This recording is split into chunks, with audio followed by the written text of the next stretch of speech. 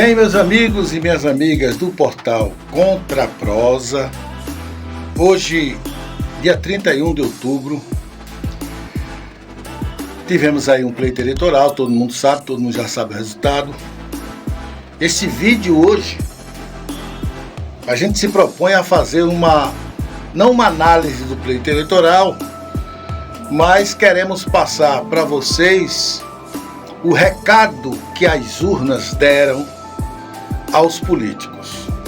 Alguns deles que eu vou citar aqui. Primeiro deles, claro, Luiz Inácio Lula da Silva, futuro presidente da República, que dia 1º de janeiro estará assumindo a cadeira pela terceira vez. Lula chegou não somente pelos méritos dele, mas pelos erros do adversário.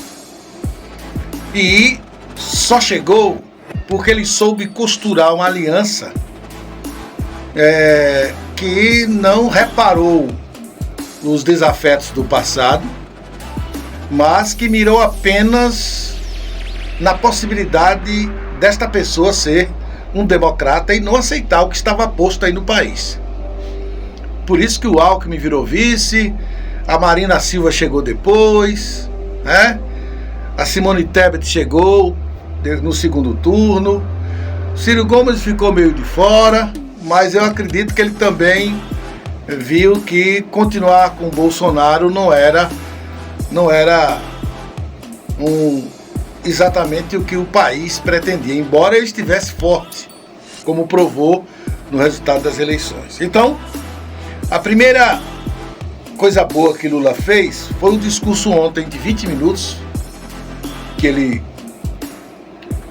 a nível nacional, todo mundo assistiu aí. Foi um discurso muito bom, é bom que se diga isso. Exatamente dentro da linha que se esperava. Já que nós estamos com o país repartido ao meio, melhor que aquele discurso é impossível.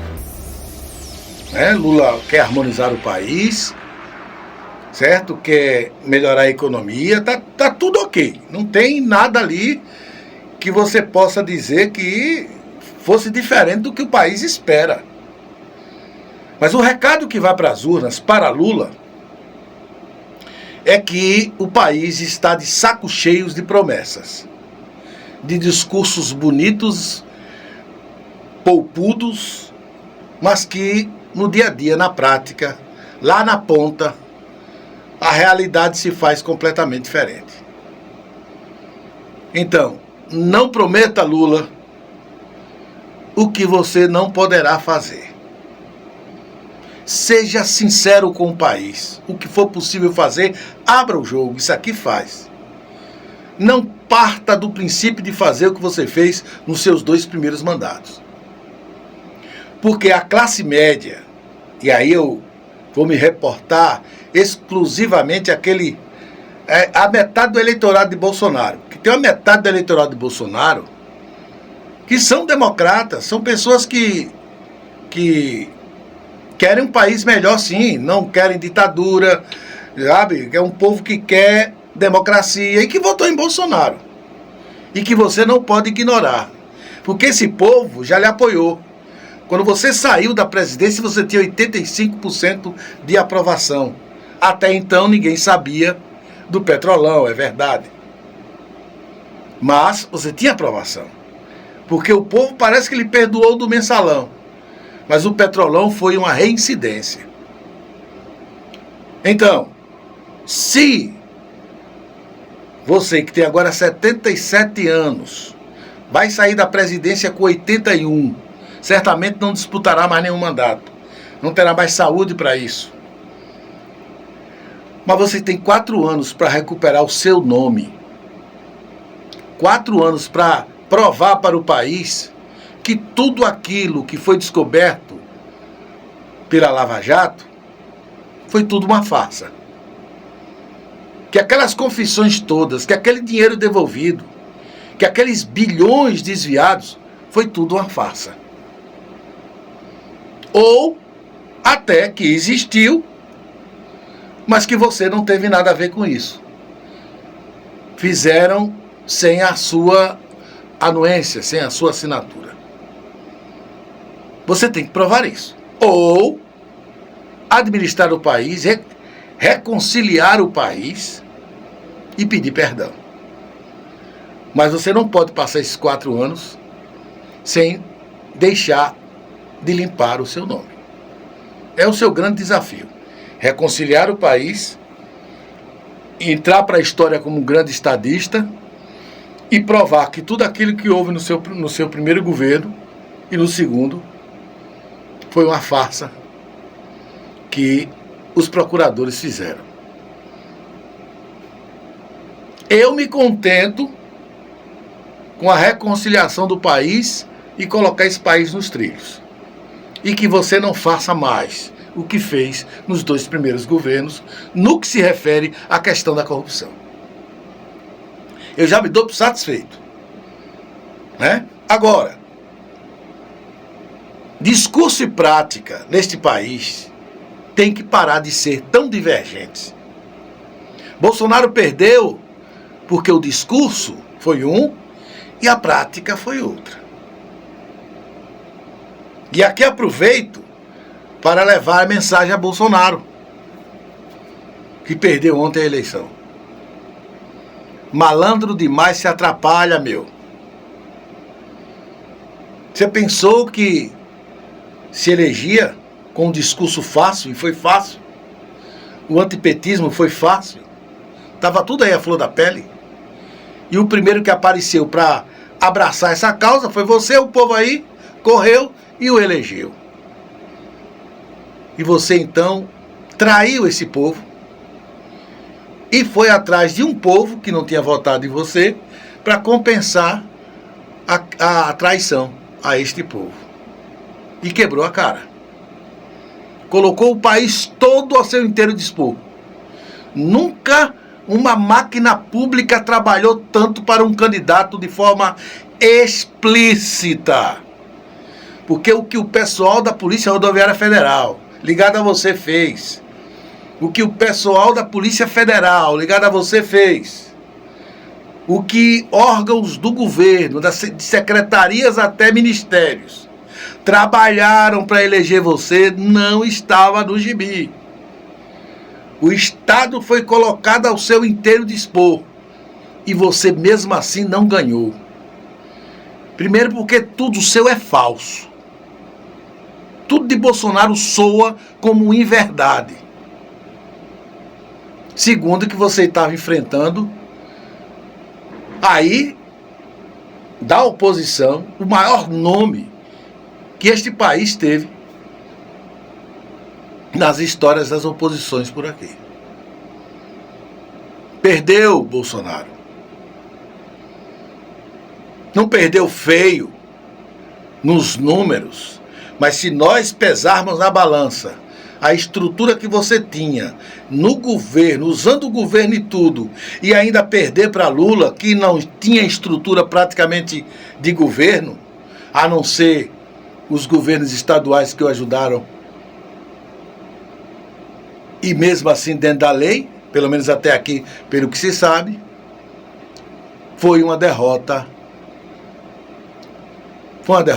acachapante. O seu ministro das Comunicações disse hoje, no portal Antagonista, está lá a matéria, que tinha orgulho, que você fez ele sentir orgulho do Brasil. Eu não sei que orgulho é esse, tenho a mínima ideia, mas tenho absoluta certeza que não é aquilo que uma sociedade almeja e quer. Deve ter sido outro tipo de orgulho. Esse não foi. Então, Bolsonaro, se eu fosse você, eu ia para casa em 1º de janeiro e saía definitivamente de política. Um conselho. Eu sei que isso não vai acontecer. E eu não queria estar na pele, por exemplo, de Tarcísio lá em São Paulo, que eu tenho absoluta certeza que você vai mandar a fatura para ele. E eu não sei até quanto tempo ele vai suportar, já que agora não tem mais Bolsonaro presidente, é apenas o Bolsonaro cidadão comum. Até que ponto ele vai suportar esta cobrança? Mas vamos deixar o tempo passar. Uma mensagem para Jerônimo Rodrigues, governador eleito da Bahia. Jerônimo, olha a quantidade de votos que Lula teve na Bahia. E olha a quantidade que você teve. Não houve casamento. Não foi automático, não foi como São Paulo. São Paulo pode ver os percentuais do governador e os percentuais do presidente, praticamente os mesmos. Lá o voto foi casado, aqui na Bahia não foi. E por um motivo muito simples, tem oposição. E uma oposição forte. Portanto, você vai assumir o governo e não deve cometer os mesmos erros dos seus antecessores. Não que Rui e Jacques Wagner não tenham méritos. Tem méritos, sim. Muitos méritos. Mas insistem em algumas coisas, né? E está nas suas mãos agora mudar. Inclusive, na parte que me toca, a questão da educação. Há certas mentalidades que vocês estão misturando educação com ponto de vista político. Não é a mesma coisa. Não é a mesma coisa. Um dia isso vai arrebentar. E vai arrebentar no colo de vocês. É o 5º governo do PT. Eu acredito que já é tempo suficiente para aprender.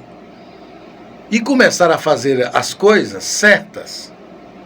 Você é professor do interior, como nós somos. Aproveita agora o governo para esta parte de educação que você entende. Só não faz se não quiser, porque entender você entende. Só não faz se não quiser. É hora de tomar uma decisão sobre a questão da educação da Bahia. Você foi eleito governador. Vai ter a parte que você vai ter que fazer com o grupo que o elegeu e tem a parte que é a sua decisão pessoal. Esta parte da decisão pessoal tem que ser a melhor parte. Porque senão, vejam aí, você foi eleito no segundo turno com uma diferença de menos de 500 mil votos. Faltou a ACM Neto 250 mil votos para virar o jogo. E isso é apenas o eleitor de Vitória da Conquista. É o eleitorado de Vitória da Conquista. Portanto, sua vitória não foi acachapante. Existe uma oposição hoje firme ao seu governo. É preciso fazer as coisas certas. Eu sei que você está confiando em Lula. Mas lembre-se que Lula tem um país inteiro para cuidar. Não espere muito por Lula, não. Faça a sua parte aqui na Bahia. Recado para a ACM Neto. Você fez tudo certinho na política. Só tem um problema, ACM Neto. Sua política é um projeto pessoal, não é um projeto de grupo. Você decidiu tudo na sua campanha. Você decidiu como é que ia fazer campanha, você decidiu quem era o seu quem era a sua vice. Você decidiu tudo. Eu não me lembro, aqui na imprensa lendo ou ouvido de algum político, olha, teve uma reunião com o Neto e nós decidimos isso. Tudo era Neto que decidia. Se você vencesse a eleição, foi um projeto pessoal que venceu a eleição. Mas política, Neto, é grupo. Grupo político. Tem que decidir o grupo político. Não pode ser uma missão pessoal. E olha que você fez tudo certinho, viu? Tudo certo. Agora imagine você fazer tudo isso certo e com um grupo forte. Tinha muita gente aí, Neto, que botava adesivo no carro e pronto. Ninguém estava fazendo sua parte. Por quê? Porque era você que decidia tudo. E as pessoas ficaram isoladas. Muitos políticos aí do interior não tomaram decisões. Não foram, digamos assim, ativos. E talvez esses 250 mil votos que faltaram esteja aí nessa falha. Política é decisão de grupo. Não é uma coisa, principalmente para governar um estado desse, do tamanho que a Bahia é. Ou você tem um grupo político ou você não tem nada. E aí vem a lição. Não é porque você foi um bom prefeito de Salvador que você vai ganhar uma eleição na Bahia. Agora você vai ter mais tempo, vai ter que trabalhar em cima dos erros do governo e também tem tempo para formar um grupo mesmo. Porque até aqui, um candidato que escolhe até seu vice, porque Lula fez isso também. Lula convenceu o PT que Alckmin seria vice. Mas Lula já foi presidente. Já teve 85% de aprovação. Você, Neto, ainda não é governador. Para chegar lá, precisa de grupo. Teve gente no segundo turno, nas cidades aqui da nossa região, ninguém fez absolutamente nada. Você teve esse tanto de voto porque o povo da Bahia estava de saco cheio do PT. E aí votou no candidato mais próximo para derrotar o PT. Não deu certo. Talvez se tivesse uma política de grupo, com as pessoas realmente fazendo uma campanha para vencer, esses 250 mil votos seriam conseguidos de forma muito fácil. Portanto, repense sua candidatura. Porque aquele lance que eu vi, conversei inclusive com pessoas sobre isso. De vice vai ser fulano, e aí de repente começam a brigar contra o outro, e aí você chega com a solução mágica, que eu achei até uma boa solução, não foi ruim, colocar a Ana Coelho como sua vice, que apaziguou os ânimos, mas deixou muita gente aí de braços cruzados nas eleições. E aqui vai o recado, mais aqui voltado para Heliópolis, já que eu não tive ainda tempo de fazer uma análise sobre a região, vou aqui dar os dois últimos recados, um para o prefeito Mendonça. Prefeito Mendonça, você está com a faca e o queijo na mão. De agora em diante você não vai ter desculpa nenhuma para dizer ao eleitor que não pode fazer as coisas. Você elegeu o estadual, federal, o governador, o senador e elegeu o presidente da República. Um leque de apoios que você vai receber. É certo que o país está em crise, mas agora não tem mais desculpa. Teve todos os seus candidatos se elegeram. Não tem só um federal. Você tem 2 federais. Você tem 2 estaduais. Fora aqueles que por fora aí conseguiram alguma coisa. Não é pouca coisa. Portanto, de agora em diante, você tem tudo para fazer cabelo, barba e bigode. Tem 2 caminhos.